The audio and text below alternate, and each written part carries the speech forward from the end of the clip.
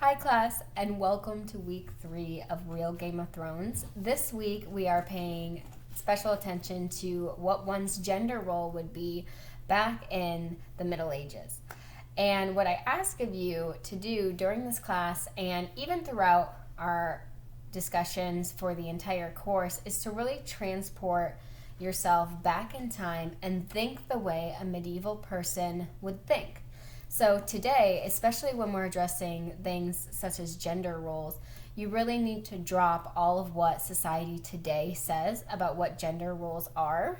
We have very specific ideas and opinions on what women should do and what men should do.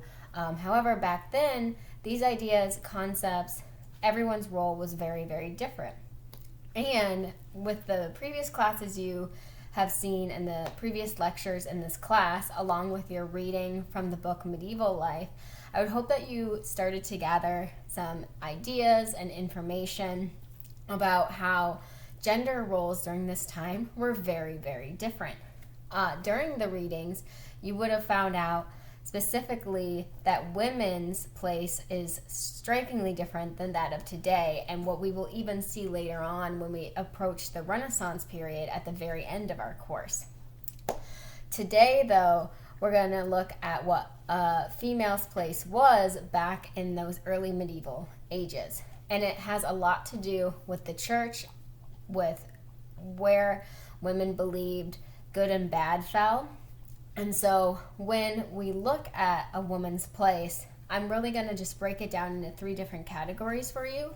Last week we looked at the different feudal system, and so I'm going to continue with that type of style so you kind of understand where women of different classes would have been allowed to do different things, have different agency, and even maybe have a different type of identity of what it meant to actually be a female. So of course, starting with the peasants, female peasants, their day-to-day life, although there are always exceptions to the rule, their day-to-day life was being the mother of the household, a daughter, a sister, a wife. And so what they would do is cook, clean, manage the household, take care of the children, make sure there was food made for their husband.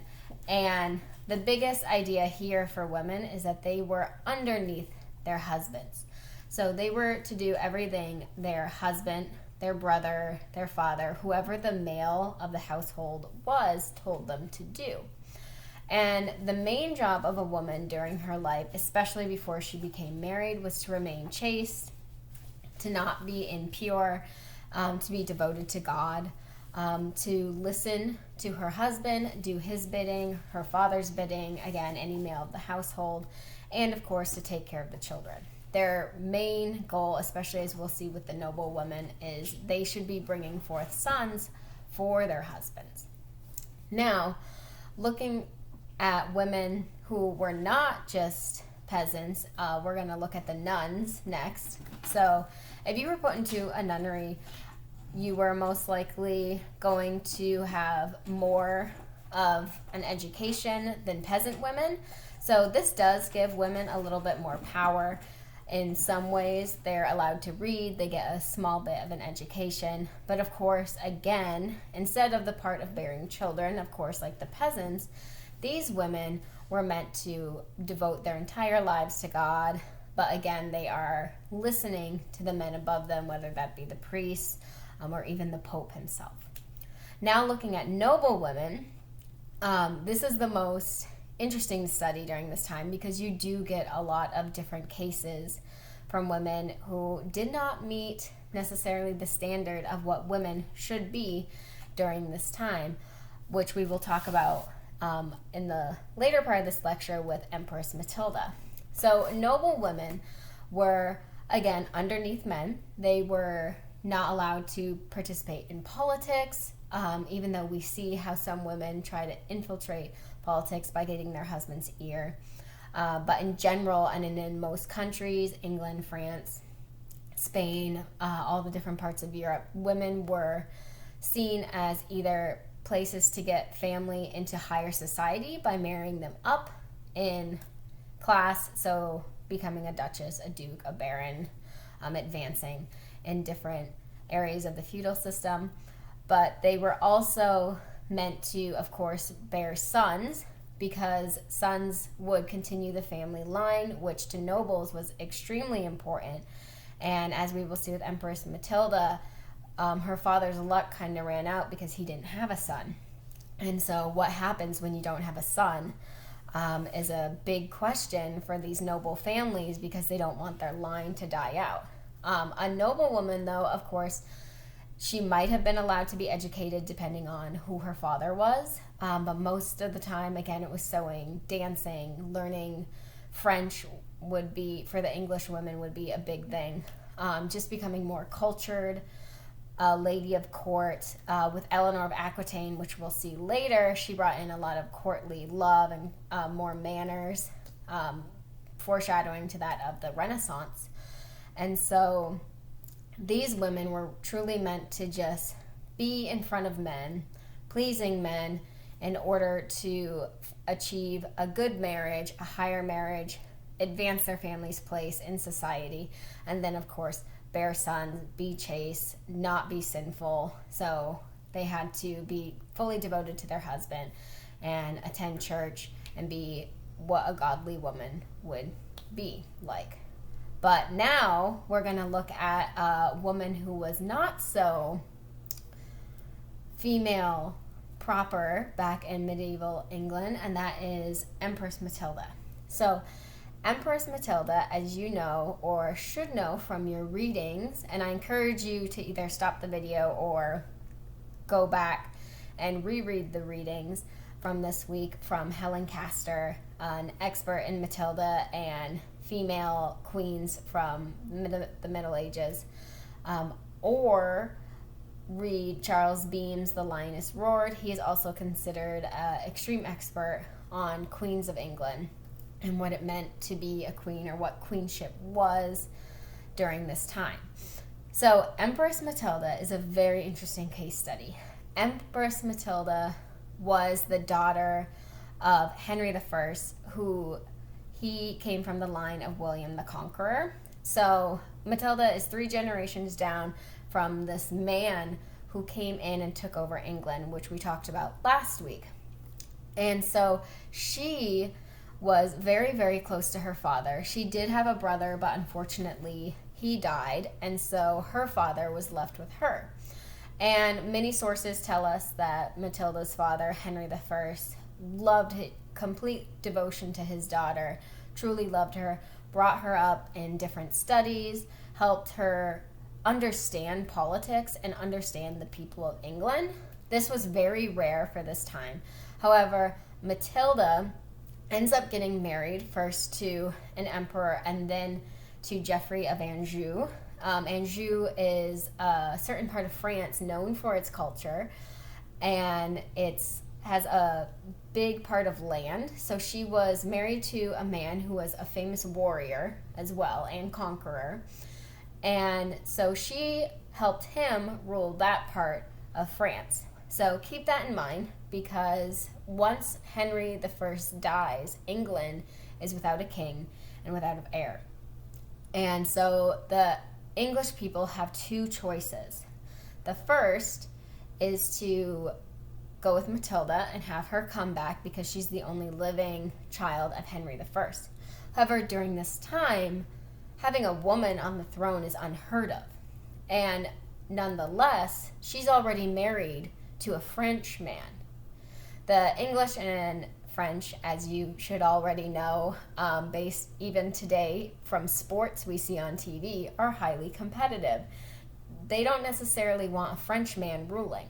And even though Matilda would come and take the crown, everyone knows during this time, and the Pope was reinforcing this really, really strictly, and the Pope is even above the king during this time, so the Pope outranks the king or monarch. We'll see how that changes later with the Tudors. But they understand that even if they put Matilda on the throne, technically the French would be ruling England, and that's no good. So they do not want to put a female on the throne, not only because a female should not rule over men, but because it would mean a French ruler and they know her husband is a famous conqueror. They know he's a ruler who wants to advance, so they don't want him. So instead, they turn to her cousin, Stephen. So Stephen was the closest cousin of the male gender to Matilda. And so Stephen decides that he's going to take the throne. Matilda, though, doesn't like this because she still considers the people of England her people. Her whole birthright is there, and her family's there, and she believes that her father declared that she would be the next monarch. And many sources say that this is true. They say that Henry on his deathbed said that Matilda would rule after him. However, a huge fight breaks out, and Matilda sails across the sea while she is pregnant, around 7 months pregnant, with an army her husband has supplied her with, along with some supporters in England, in order to take back the city and take what's hers. And so Stephen, though, also has a ton of supporters, really famous barons that have a ton of money, ton of men that are at his aid to fight for him. Long story short, Matilda takes London, and so she starts planning her coronation, even plans coinage with her face on it. However, when she is supposed to be coronated, it is the people, women, children, priests, anyone you can think of in the city of London, not an army, that chases her out. They chase her out of the city, saying that she is sinful, that she is not the rightful ruler, and that she will never rule them as a queen of England, because that is not her place in society. Stephen, on the mean hand, is still coming, trying to defeat Matilda, but Matilda's men had captured him and put him in prison, so he was kind of at a loss and couldn't do anything. So Matilda understands that since her own people chased her out, not an army, that she should probably give the people what they want. However, she's still power hungry in many ways, and she's concerned about the baby that is inside of her, which does become a male. And so she strikes a bargain with Stephen. And Stephen really has no choice because he's her prisoner. So Stephen is allowed to become king and be the male ruler of England. But even if he has sons, he is not allowed to take the throne and give it to them once he dies. He has to give it to Matilda's children. So it has to go back to Matilda's line. And that is exactly what happens. Stephen, once he dies, Matilda's children, Henry II, takes the throne. And you'll also see here that this is the beginning of England being divided on who has a claim to the throne and who doesn't, because now cousins can claim different kings and trace themselves all the way back. And throughout the rest of our course, you'll see how many people are competing for the throne.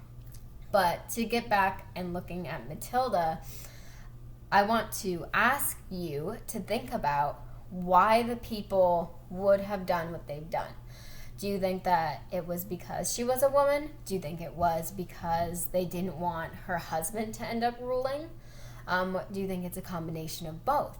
And even more importantly, though, I want you to keep this lesson in mind of how Matilda kind of broke these gender barriers of becoming this, what they actually called her, the people of England called her the lioness, which was a demeaning term back then. Today's world sees it as a compliment, even though back then it was not. I want you to remember how Matilda was really the first queen in her own right with a claim to the throne. So she starts paving the ground for all these other women to start kind of having the ears first and climbing the social ladder of, I'm a woman and I can rule. Because Matilda was ready to step into her father's shoes and completely rule. However, England at this time, religiously, politically, socially, was not ready for this. But once we get closer to the Renaissance, you will see, and the Reformation, you will see Mary, Bloody Mary. You'll see the most famous, Queen Elizabeth I, take the throne as a queen in her own right without a man. And so throughout this course, I want you to start maybe jotting down notes of what cultural change, social changes, and religious changes might have made this possible. But I will leave you with those questions to contemplate, and I hope you have a good rest of the course. Remember to do the discussion boards, and the next video we will go into specifics about what it meant to be a man during this time as well. Thank you, everyone.